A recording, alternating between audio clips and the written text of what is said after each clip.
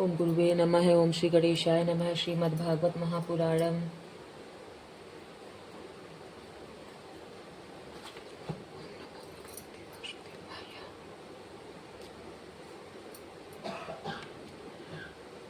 श्रीमद्भागवत महात्म्य अथ प्रथमो अध्याय है। परीक्षित और वैजनाभ का समागम।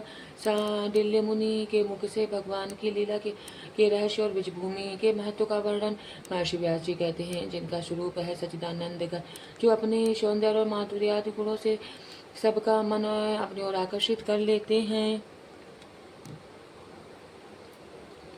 और सदा सर्वदा अनंत सुख की वर्षा करते रहते हैं, जिनकी ही शक्ति से इस विश्व की उत्पत्ति, स्थिति और प्रलय होते हैं। उन भगवान श्री कृष्ण को हम भक्ति रस का आस्वादन करने के लिए नित्य निरंतर प्रणाम करते हैं। नैमिषारण्य क्षेत्र में सूत जी स्वस्थ चित्त से अपने आसन पर बैठे हुए थे। उस समय भगवान की अमृतमय लीला कथा के रसिक उसके रसास्वादन में अत्यंत कुशल सौनकादि ऋषियों ने सूत जी को प्रणाम करके उनसे यह प्रश्न पूछा। ऋषियों ने पूछा, सूत जी, धर्मराज युधिष्ठिर जब श्री मथुरा मंडल में अनिरुद्ध नंदन ब्रज का वज्र का और हस्तिनापुर में अपने पौत्र परीक्षित का राज्याभिषेक करके हिमालय पर चले गए, तब राजा वज्र और परीक्षित ने कैसे कैसे कौन कौन से कार्य किए। सूत जी ने कहा, भगवान नारायण, नरोत्तम, नर, देवी सरस्वती और महर्षि व्यास को नमस्कार करके शुद्धचित होकर भगवत तत्व को प्रकाशित करने वाले इतिहास पुराण रूप जय का उच्चारण करना चाहिए। सौनकादि महर्षियों जब धर्मराज युधिष्ठिर आदि पांडवगण स्वर्गारोहण के लिए हिमालय चले गए, तब सम्राट परीक्षित एक दिन मथुरा गए। उनकी इस यात्रा का उद्देश्य इतना ही था कि वहां चलकर वृषनाभ से मिलजुल आए।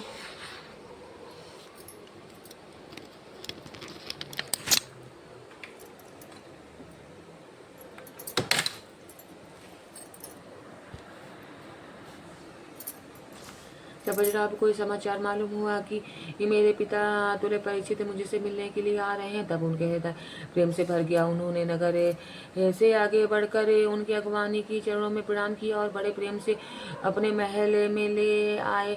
वीर परीक्षित भगवान श्री कृष्ण के परम प्रेमी भक्त थे। उनका मन नित्य निरंतर आनंद घन श्री कृष्णचंद्र में ही रमता रहता था। उन्होंने भगवान श्री कृष्ण के पौत्र वज्रनाभ का बड़ा प्रेम से आलिंगन किया। इसके बाद अंतःपुर में जाकर भगवान श्री कृष्ण की रोहिणी आदि पत्नियों को नमस्कार किया। रोहिणी आदि श्री कृष्ण पत्नियों ने भी सम्राट परीक्षित का अत्यंत सम्मान किया। वे विश्राम करके जब आराम से बैठ गए, तब उन्होंने वज्रनाभ से यह बातें कही। राजा परीक्षित ने कहा, हे तात, तुम्हारे पिता और पितामहों ने मेरे पिता पितामह को बड़े बड़े संकटों से बचाया है। मेरी रक्षा भी उन्होंने ही की है।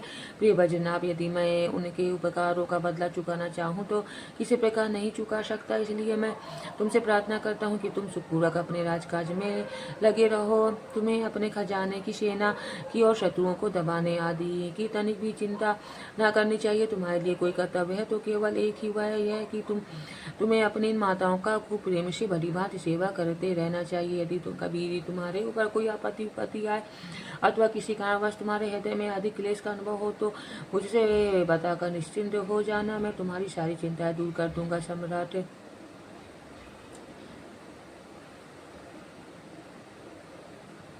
परीक्षित की बात सुनकर वज्रनाभ को बड़ी प्रसन्नता हुई। उन्होंने राजा परीक्षित से कहा,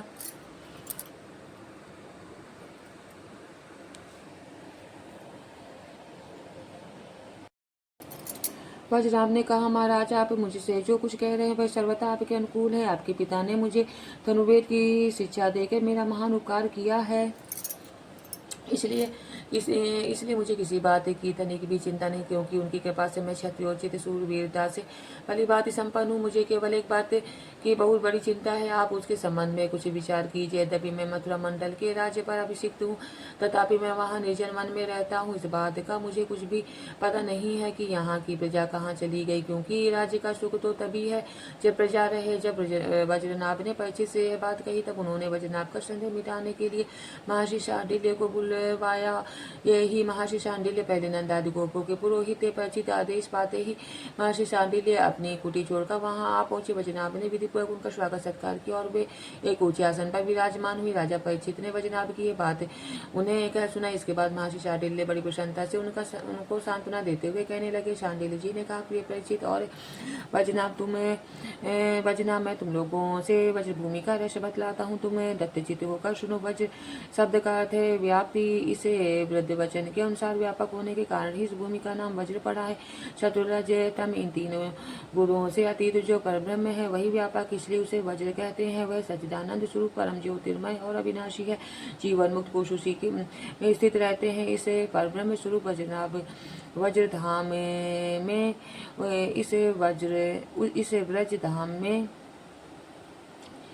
इस ब्रजधाम में नंद नंदन भगवान श्री कृष्ण का निवास है। उनका एक एक अंग सच्चिदानंद स्वरूप है। वह आत्मा राम और आपते काम है। प्रेम रस में डूबे हुए रसिक जन ही उनका अनुभव करते हैं। भगवान श्री कृष्ण की आत्मा है राधिका। उन्हें से रमण करने के कारण ही रहस्य के मर्मज्ञ ज्ञानी पुरुष उन्हें आत्मा राम कहते हैं।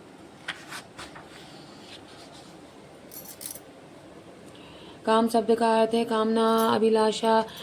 ब्रज में भगवान श्री कृष्ण से वांछित पदार्थ हैं गौवे, ग्वाल बाल, गोपियां और उनके साथ लीला विहार आदि वे सबके सब यहाँ नित्य प्राप्त हैं। इसी से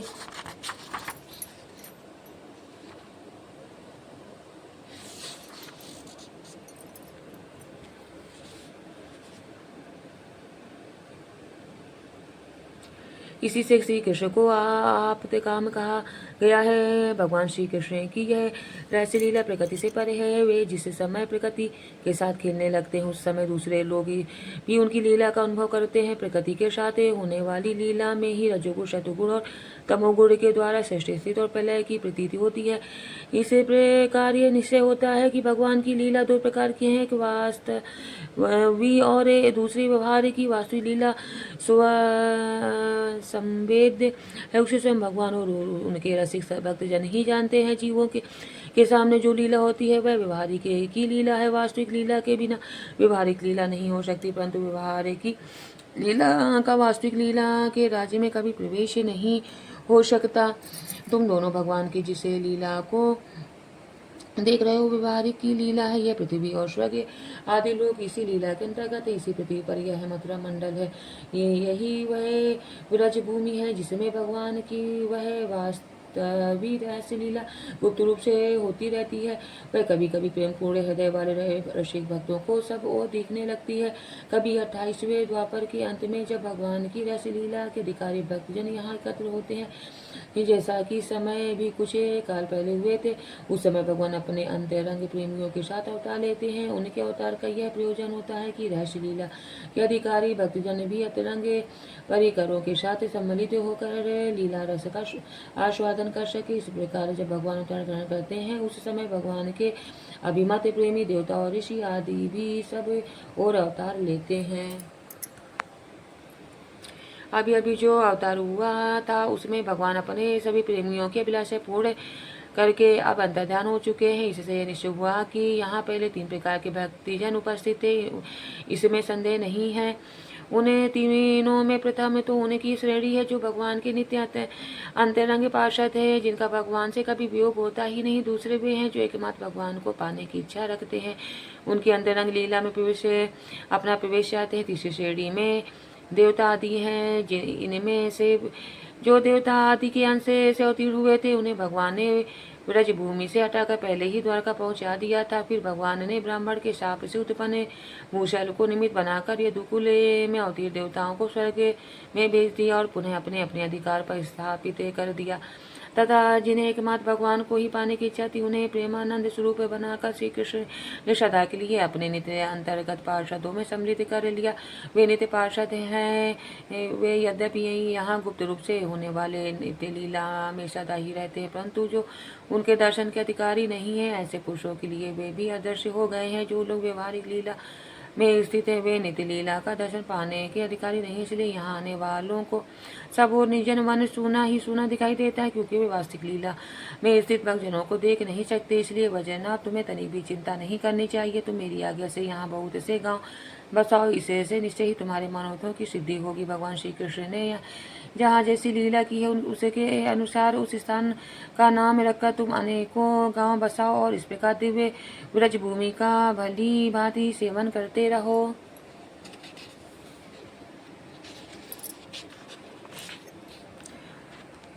गोवर्धन दीर्घपुर ढींग मथुरा महावन गोकुल नंदीग्राम नंदगांव और बृहत सानु बरसाना आदि में तुम्हें अपने लिए छावनी बनवानी चाहिए। उन स्थानों में रहकर भगवान की लीला के स्थल नदी पर्वत घाटी सरोवर और कुंड तथा कुंजवन आदि का सेवन करते रहना चाहिए। ऐसा करने से तुम्हारे राज्य में प्रजा बहुत ही संपन्न होगी और तुम भी अत्यंत प्रसन्न रहोगी। यह ब्रज भूमि सच्चिदानंदमयी है, अतः तुम्हें प्रश्न पूर्वक इस भूमि का सेवन करना चाहिए। मैं आशीर्वाद देता हूँ, मेरी कृपा से भगवान की लीला के जितने भी स्थल हैं सबकी तुम्हें ठीक ठीक पहचान हो जाएगी। वज्रनाथ, इस ब्रज भूमि का सेवन करते रहने से तुम्हें किसी दिन उद्धव जी मिल जाएंगे। फिर तो अपनी माताओं सहित तुम उन्हीं से इस भूमि का तथा भगवान की लीला का रहस्य भी जान लोगे। मुनिवर शांडिल्य जी उन दोनों को इस प्रकार समझा बुझाकर भगवान श्री कृष्ण का स्मरण करते हुए अपने आश्रम पर चले गए। उनकी बात सुनकर राजा परीक्षित और वज्रनाथ दोनों ही बहुत प्रसन्न हुए। इति श्रीस्कान्दे महापुराणे एकाशीतिसहस्रायां संहितायां द्वितीये वैष्णवखण्डे श्रीमद्भागवते महात्म्ये शाण्डिल्यपदिष्टे व्रजे भूमिमाहात्म्यवर्णनं नाम प्रथमोऽध्यायः। द्वितीयोऽध्यायः।